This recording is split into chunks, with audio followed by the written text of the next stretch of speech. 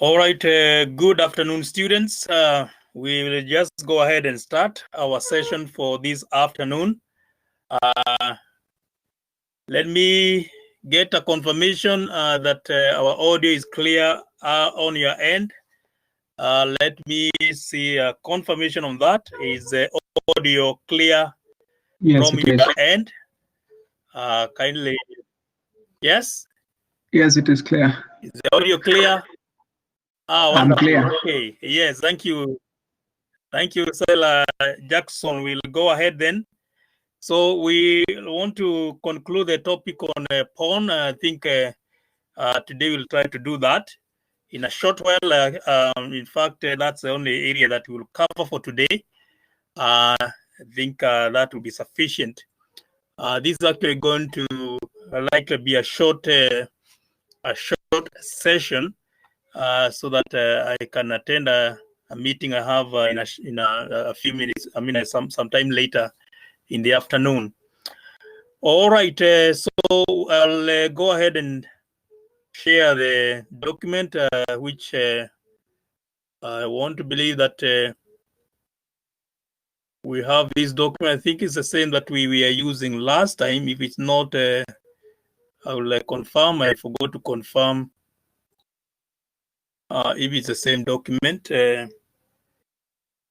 So let me just be sure.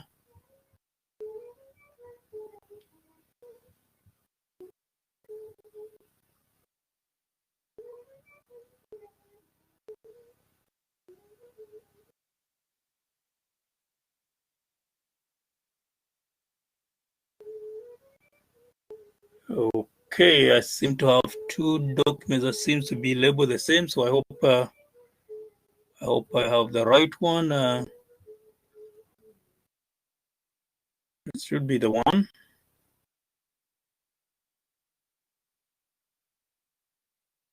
I think the problem is I have edited a document and it appears to be very much similar. Two of them. Let me just be sure. I think it's the same document, but I have it twice here. All right, so I think we have the right document. All right, so this should be the same document that we used in our previous class. So let me share it now.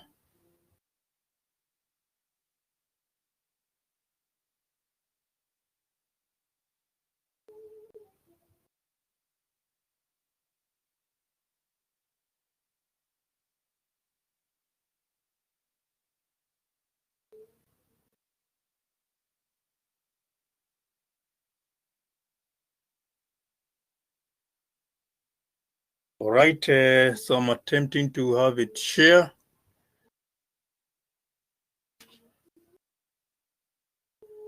The process is starting off. Let's see. Hope it will load as quickly.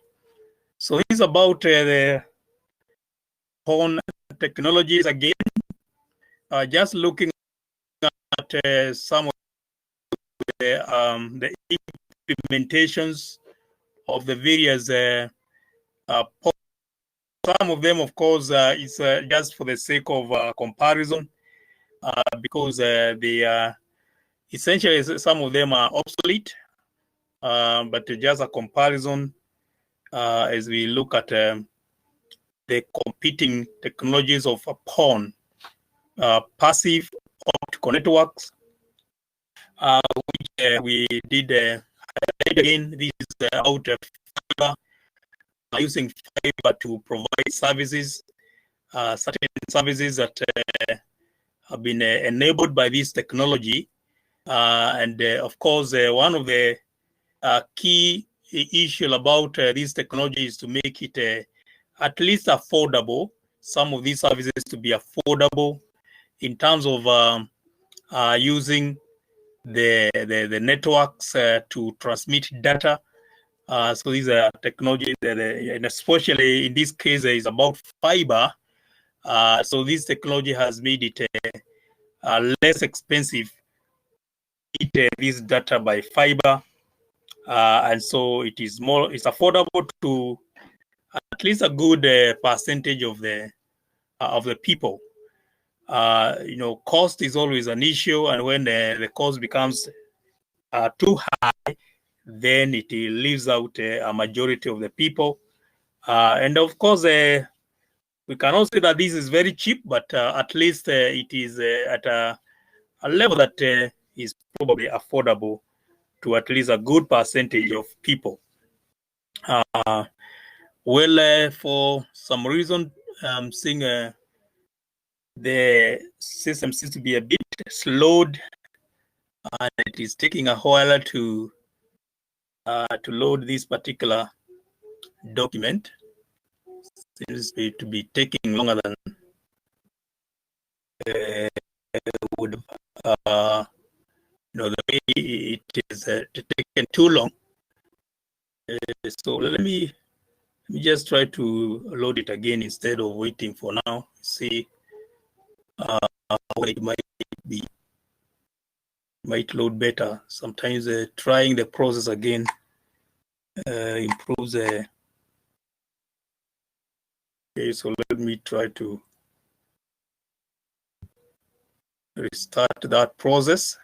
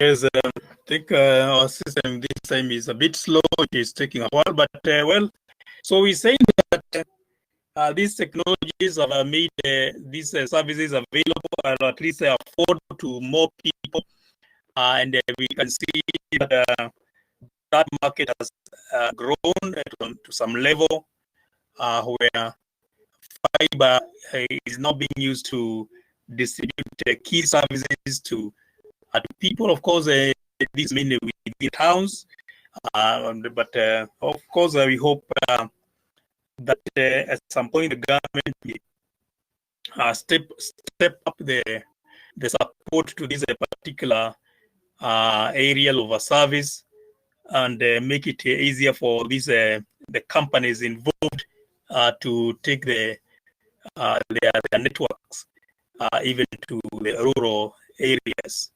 But nonetheless, we can see many people now getting this internet service, especially, of course, one of the key services is the internet, accessing the internet right to the homes.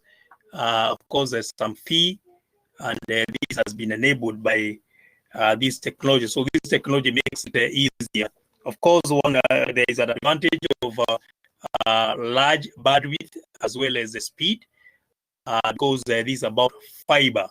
So the PON technologies, passive optical networks. We're still waiting for this document to load, but in the meantime, we can still be going on. I can still be highlighting a few things, but as we wait for it to load. So last time I asked you to look at the document and look through the diagram that provides the architecture or the structure of a PON. All right, now we have the document seems to be there now. So I hope we can see it on your end. Let me have a confirmation that you can also now get the document displaying on your end. So let me have that confirmation I'm especially wanting that confirmation because it has taken quite a while to load the share screen. All right, it is visible on your end, so thank you so much. Sila Jackson is confirming there. All right, so yes, thank you as well.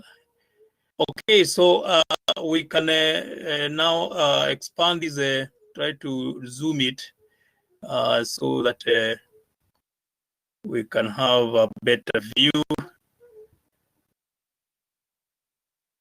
All right, I think I'm experiencing some challenge here.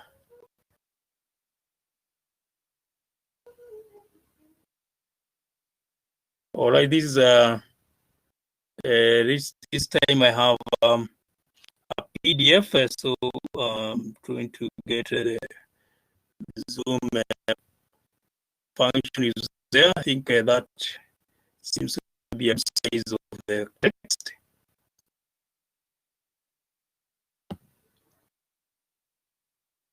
Try to move it to a little.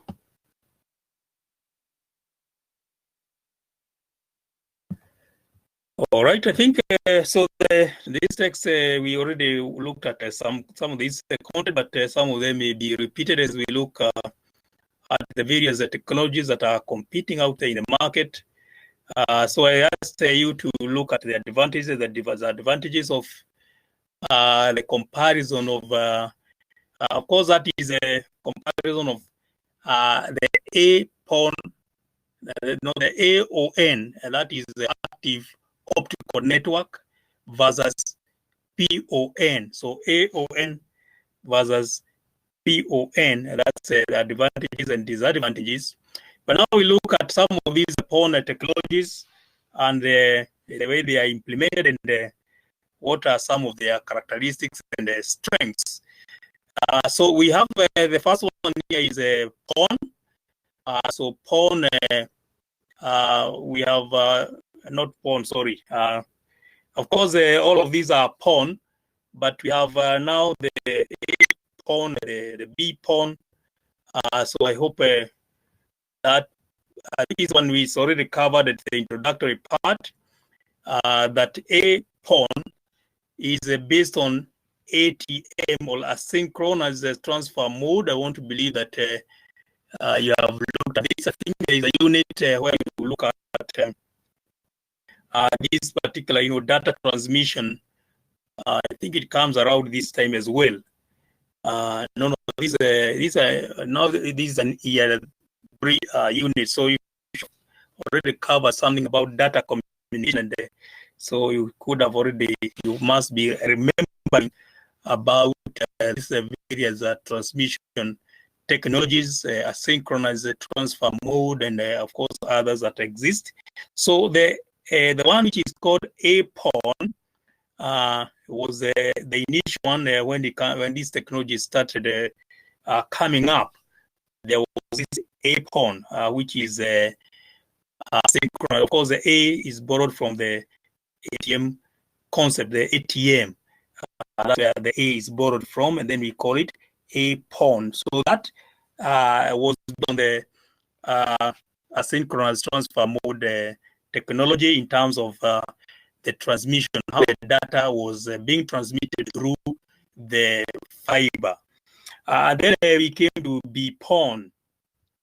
So BPON, of course, was an improvement of the PON, where it was possible now to divide up the transmission to the various users upstream and downstream as well. So the BPON simply started using what we call this concept of dividing up the network transition between you call it asynchronous, but nonetheless not asynchronous but asymmetric. But nonetheless, it's a what the limitation is also its bandwidth. Bandwidth, of course, it may not look small, but in comparison, of course, 155. This is a downstream capacity, and upstream capacity of should be the other way around. So we have downstream and then upstream. Upstream is at 155, but downstream is 155 up to it's an all case. It's not up to, but an all 155 or 622. So the bandwidth there, that was the bandwidth for the B pawn, and of course we there is always that need to improve the bandwidth. So as the research continued, that's where now the concept or the upgrading came, of course, together with other changes. But the main issue here was to increase the bandwidth. And so when it came to the G pawn, the improve the B pawn, and which we'll come to look at. All right, so those were the initial ones, but which are not in use anymore. The A pawn, the B pawn. So they were the starting points of these transmissions using the concept of the pawn. So we move to, of course, some of these we already discussed in our previous sessions. So we just go right to the pawn, the G pawn.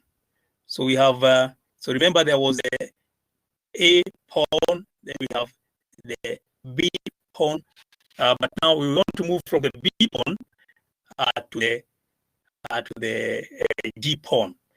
Now, but here we can also note something else about the method of transmission for the B pawn was mainly based on the TDM only. Okay, so TDM only, which again is a concept that you're familiar with, type division multiplexing.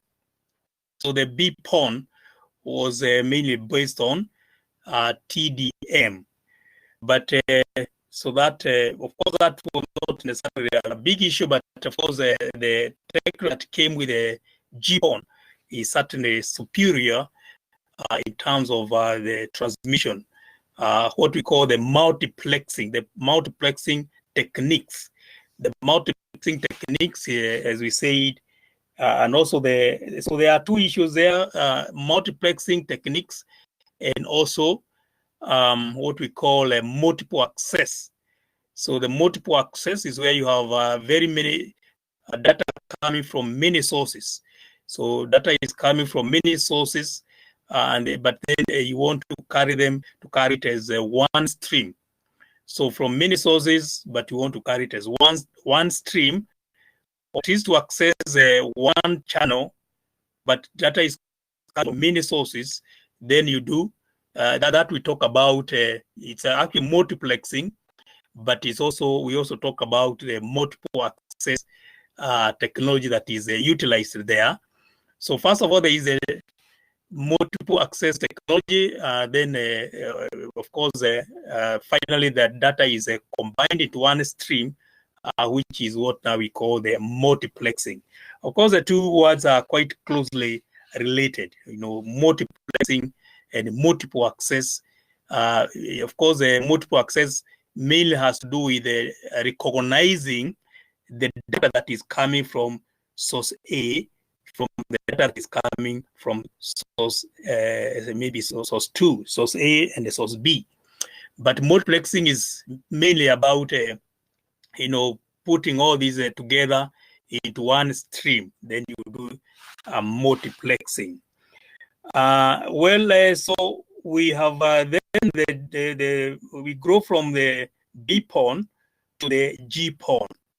So the G pawn, of course, the concept here, the main issue here is to increase the bandwidth, and that's why we are now having is the G 10 times.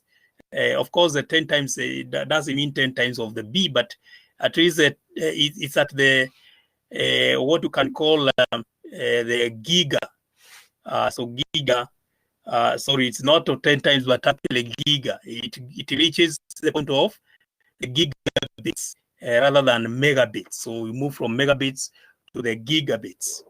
And so with the gigabits, of course, now we're talking of transmission that is carrying data at the gigabit level. That is the GPON. But of course, together with the issue of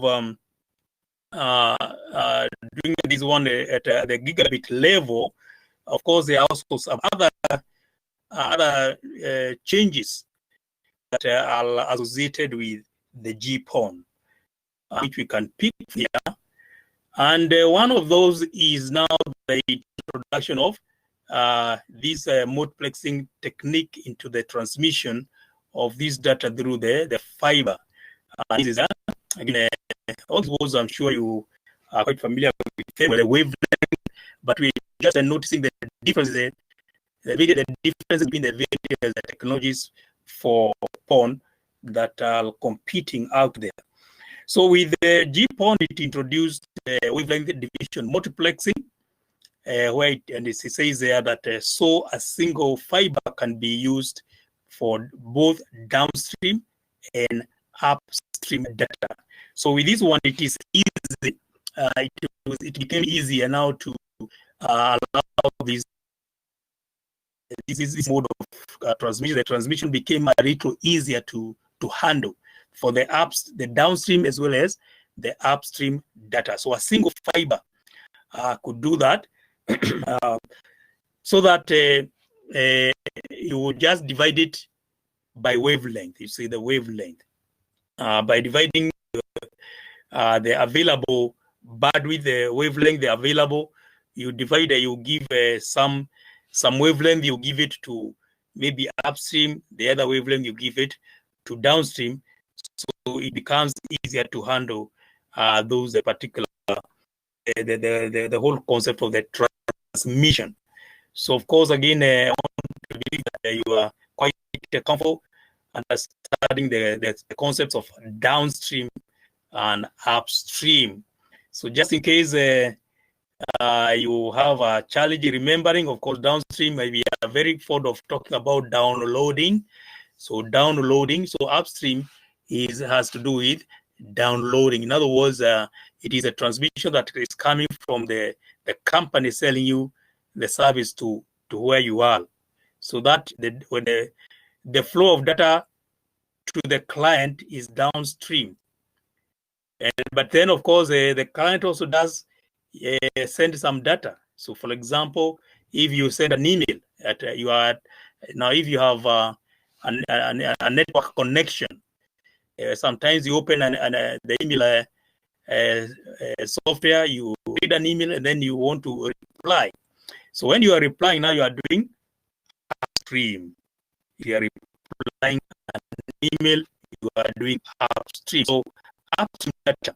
So with this one, then it says that upstream data transmits on the wavelength of that. So this sorry, we should have started from there. So you can notice the differentiate, the way the wavelength is divided up. So it says here, a laser on wavelength of 1490 nm transmits downstream data. Upstream data transmits on a wavelength of 1310 nm. Of course, that means nanometers. Nanometers, of course, is a very fraction of a meter, a nanometer. So essentially, there is nothing really magic about these numbers. It's just a division. It's just like dividing a road so that you have a lane for vehicles moving one direction and vehicles moving the other direction. So there is nothing special about the allocations there. It's just for the sake of saying that this data will be flowing along this path, and this data will be flowing along this path, and that way you are able to handle the two streams, the downstream and the upstream. Now it also says that this, of course, would also allow more data to be various types of data to be transmitted And of course, one of the key concept of this service is a TV, allowing people also to receive TV by network, so that your TV or whatever other service that is provided, but which comes as TV, can be provided. Notice that here it is more an issue of transmitting TV through air or through a satellite, as opposed to through a fiber. So fiber is just a new or another, let me not use the word new, is another way of transmitting the data, including the TV. So TV could also be, or is and also, so this is like now what we call cable TV. You are using a cable to transmit TV data. So if TV is being distributed, then it would use the wavelength of 1550 nanometer. So the same fiber, therefore, could actually handle different types of data, which are given parts according to an allocation of a wavelength. So wavelength division multiplexing became one of the major difference between B-PON and G-PON. But the other one is the capacity. The bandwidth capacity, of course, is also different. So while each ONU gets a full downstream rate of 2.488 gigabits, GPON uses a time division multiple access format to allocate a specific time slot to each user. And so, of course, we need to capture there that the GPON is utilizing both WDM and TDM at the same time. So, of course, so once the data is allocated, the wavelength, then within that wavelength, you don't use it alone. So within that wavelength, you are then again given time slots so that we can have several people. Normally, it comes to about 8 different users are allocated the same path. Okay, so the same path is shared in terms of time. So each is given a time slot within the same path. So then we combine both the WDM and TDM to transmit the data to the users who have subscribed to the service. So the rates for downstream is 2.488, and of course somewhere down you should see that the upstream is can be the same 2.488, but it can also be 1.244. But individual users, of course, will not get such high bandwidths. Remember, of course, the service that you have to buy, and so, of course, the allocation it will be allocated a lower figure. But this one, of course, now the divisions. So for the that's it says it divides the bandwidth, so each user gets a fraction such as this. But of course, in most cases, it may be something quite smaller than 100. That's already still quite high for most people. Of course, the internet is still quite expensive, and so not very many people would really be able to afford to buy 100 MB. So most of the people are buying much lower, except for, of course, companies. Yes, some companies might actually rely on that and use a whole 100 MB, but the individual users may not be using such high. It's quite expensive. Okay, so I think we don't have to say too many things more there. But there's something else is to highlight. Of course, this I think we did highlight. Now, once the fiber reaches, of course, this fiber, the transmission is going to be shared by many users. So this is more capturing that device called the splitter, and we did say that the splitters, so once the data has come to the splitter, then it is divided up to now move to the next level, which is the various users that are utilizing a certain splitter. So the splitter then divides up into these ratios. So you can have a splitter that will divide the data of the transmission into 32 different directions, or it could be 64 different, or let's call them one. The splitter could have one transmission divided up to go to about 2 users, or another one which could go to 64 users. So, but of course, nowadays we have capacities that are even bigger. You could have just a single fiber carrying data that will actually finally be transmitted to 128 different users. So it's just a matter of a technology there, but that is more about the mainly about the splitters. So these are the splitters work. All right, so let's see, there's something more that we need to say about the GPON there. Now, one of the other things about the GPON, of course, is that it can use, or it does use, or one of the other difference is that it does use what we call Ethernet technology for its transmission. So it can use both the ATM as well as Ethernet, and especially that becomes specialized in the now what there is what we call the packets. So the packets or the payloads, is like a load, the amount of data that the bits and pieces of data. Of course, we talk about packets again. I'm sure you're familiar with that concept again. Packets.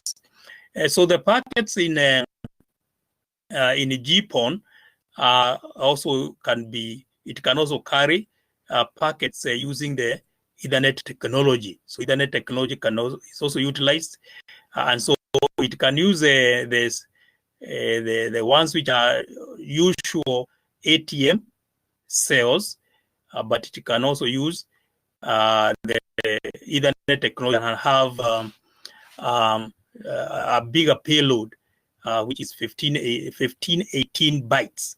Now these, of course, are bytes. So that is another difference between GPON and BPON.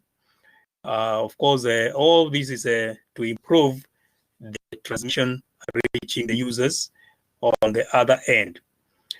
Now, of course, research continues, and research has been going on about increasing, upgrading the GPON to the level that can be called 10 GPON or XGPON. So 10 times. So from 1 gigabit to 10 gigabits level.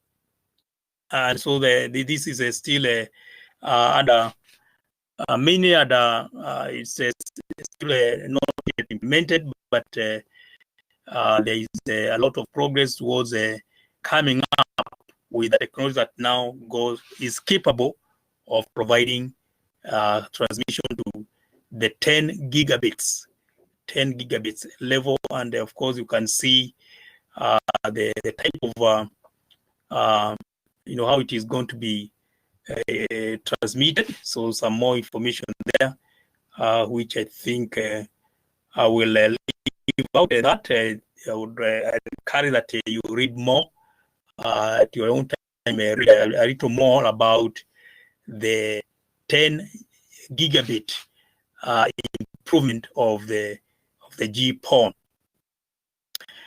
And we can look at the Ethernet PON. So what is the issue about Ethernet PON? So Ethernet PON, of course, is meant to utilize Ethernet of course, is already there, the Ethernet. So this is Ethernet, is a technology, of course, as we have said. GPON already uses Ethernet, but now this one is one which is entirely based on Ethernet itself. And so one of the key advantage of Ethernet PON is that it is based entirely on the Ethernet technology. And so as it says, it's based on Ethernet standard 802.3. The same standard that we use for for other Ethernet networks. The standard that is used in Ethernet networks, although this one has a label AH there, it specifies, and this 802.3 is the Ethernet, and it specifies a similar passive network, just like the others, 20 kilometers extension. So as we said, PON stretches for 20 kilometers. If it is PON, remember PON is passive optical networks, or passive optical network, and so it is limited to 20 kilometers. So even this one is also limited the same, because it's a passive. So it uses a WDM also, just like a GPON. But of course, the main issue here is that this one is entirely based, or it's just Ethernet. Now, GPON can also utilize other, or at least it allows a transmission using other transmission technologies. So although it uses Ethernet, it does also transmit using ATM and a few other protocols, which several GPON utilizes several transmission technologies. But here with the Ethernet, so this one is supposed to be based entirely on Ethernet, but of course, again, it has also to utilize other technologies that enable it to do what is expected of it. Its main transmission strength is 1.2 gigabit downstream and upstream. So this one always uses, this is what we call symmetric transmission. Both downstream and upstream are the same all the time for Ethernet PON. EPON is Ethernet PON. So one of the key advantage again is that it is, as we said, it's based on the Ethernet technologies, including the conversion. So when it comes to the conversion, it is easy to do the conversion with other other networks. So if you connect the type of network, fiber to other types of cabling, for example, then it becomes a little easier because it is utilizing Ethernet standards. And so already those technologies that use that allow Ethernet networking, then interconnecting now the fiber to the other technologies becomes a little easier, and so that makes it a little cheaper. If we have Ethernet PON, becomes a little easier. But of course, that is probably the only major advantage it has over the other PON technologies. The fact that it is a little cheaper, because the types of devices that are likely to be required, they are not as expensive, because Ethernet has been there, and so its devices are already well established. They are probably a little cheaper than newly coming up technologies. But here it gives us a caution that the only thing that it doesn't use, of course, in this case, it does not utilize this Ethernet concept. This we say the SISMA CD is collision detection. You can say it's a collision control mechanism in Ethernet technologies. SISMA CD. So EPON does not utilize this. Instead, it utilizes other ways of dealing with collision issues. And of course, some of those include the TDMA. Now, remember, I think we have seen that just along the summer here that uses, okay, it also uses WDM, combines WDM and TDMA, just like the GPON. But this one is based entirely on Ethernet. It carries only Ethernet, or the main transmission technology here is the Ethernet. So also the packets, they are therefore based on the Ethernet again, 1518 bytes. So that's the Ethernet in terms of the EPON, and of course the EPON is of course also a GD. So notice that the transmission is as we have just noticed, is 1.25. So it's at the GB level. So EPON is at the GB level, and so in terms of data transmission, it is competing with the GPON. But GPON, notice that the downstream actually goes up to 2.488. So, nowadays, it is actually quoted as 2.5, and downstream is 1.25. So with this one, it is just 1.25. It doesn't. The downstream is the same as the upstream, and so in terms of the data transmission, it is actually lower in capacity than the GPON. So the GPON is still more popular than EPON, and EPON is also trying to also grow to the G level, 10 times the capacity. So just like GPON is trying to grow to XGPON. So EPON is also trying to grow to GEPON. So G again,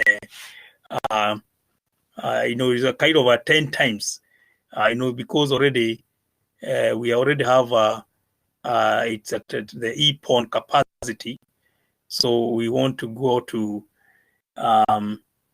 sorry, for this one, the G is already just the G, but it's also trying to grow. So this EPON is the same. EPON and GEPON is the same. It's just that EPON is already at the G capacity.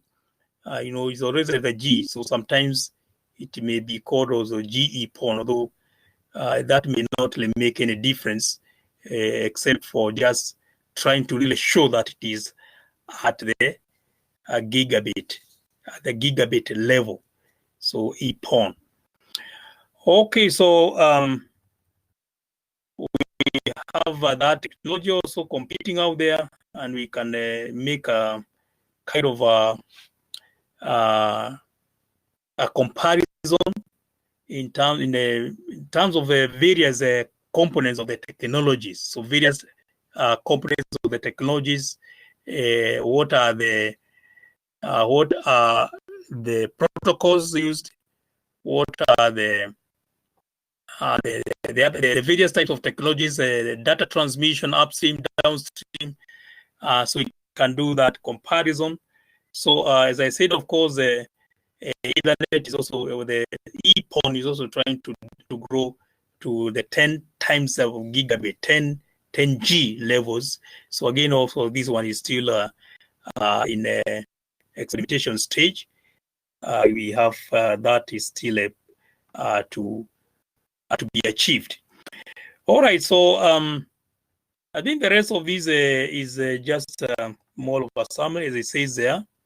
But maybe just a word we can capture here about triple play. So you say telecommunications companies use PONs to provide triple play services. So triple play simply means that you will be able to provide 3 different services. But of course, nowadays, some of these technologies are able to provide even beyond 3. But the word triple here comes from that fact. And because also it means that you can provide a voice transmission. That is, people can use these connections to also use it for phones. So that is one. Then the data, just ordinary internet. So it can also transmit internet. So that is the other service. And it can also provide now TV. So TV is that service. So that's why we are calling it triple play. So it can provide triple play services. So of course they are mentioned here. TV, VoIP. So VoIP phone that is a voice. So it is using internet. So like some of these technologies we are having. The one which has been there a little longer is a Skype, but we do now have other services that are also providing a similar service, which is based on VoIP, voice over IP. Well, I think we'll just share up there for today. I just wanted us to complete this for this session, at least before I get to that meeting. Just looking at these different technologies that are going on. They are competing out there in the market of using fiber to provide these very key services to people up to their homes. You know, the main concept here is providing internet to, of course, not just internet, but any other service that can utilize the system. But mainly internet, the main motivation is the internet, but also using it for providing TV to the homes through cable rather than the traditional air transmission of TV. So now we also, and of course with this one is that we can also use now, you can utilize some other technologies to transmit even TV, where now we are transmitting TV like any other data that we transmit through internet. So that is also a motivation. There is a possibility of a better service, better management of these transmissions, etc. When we now utilize the digital platform, and we can transmit TV data through the cable rather than through the air. Of course, the air is also still there, but probably this can be a better.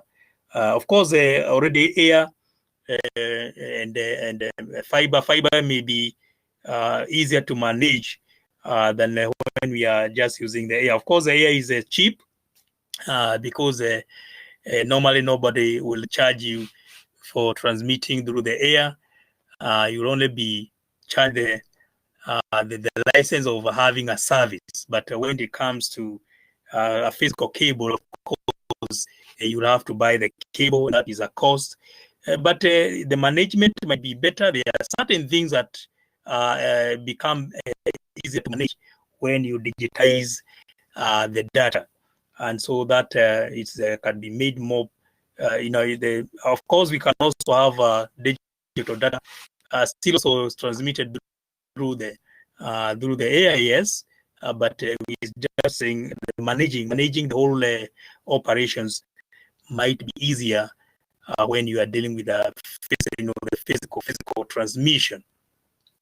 And of course, the fiber is also fast because you are actually utilizing the characteristics of light to send these data.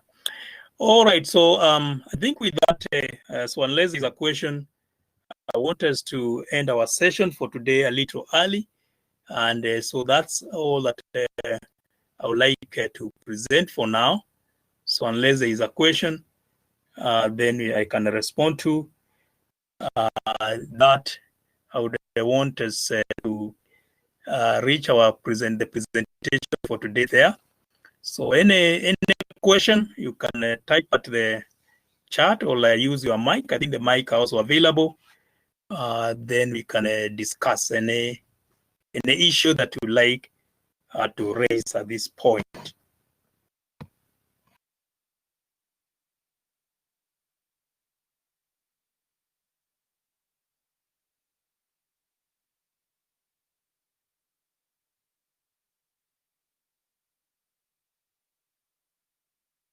Yes, so and I think I did post assignment 1 for this unit last week. I think now, yes, I remember we had a challenge. We couldn't meet last week again. Unfortunately, it seems like the department is getting fond of using Thursdays. So I remember Thursday we are not able to meet because there was also another meeting. But I think that day I also posted the assignment 1. I seem to not be remembering very clearly, but I think that's what happened.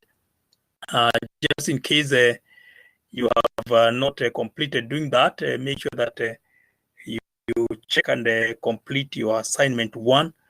I think I can extend the submission to this coming week. So I think next week, Thursday will be our final submission date, just in case you have not completed. So make sure that you have completed by Thursday coming week. There is an activity for this session, which is a forum discussion. So visit the portal and complete that, the forum discussion for this session. So this time is a forum discussion. Just visit there. It is based on the technologies of pawn, is focusing on pawn technologies. So just visit there and attempt to respond to the issue that is raised there.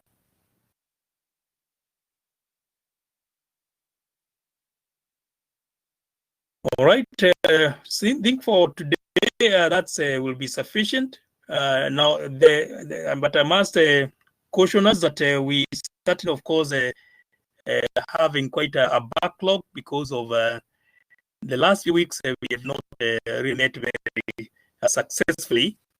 So as we move on, hopefully from week 8, we'll try to see if we can start having some makeups so that we can catch up with the syllabus and make sure that we are not caught up as we move towards the end of the semester. This is week 6 already. So we are already halfway through. So it means that now we are moving very close towards the semester exams. So we need to see how we can create some makeup sessions. Of course, makeup sessions will probably need to be planned for the days that we don't have the class, and see how much we can catch up with the syllabus. But again, we'll also weigh, or Mwalimu will weigh some of the concepts that may not be too challenging for the student to understand on their own, but also still highlighting some key concepts in those particular topics.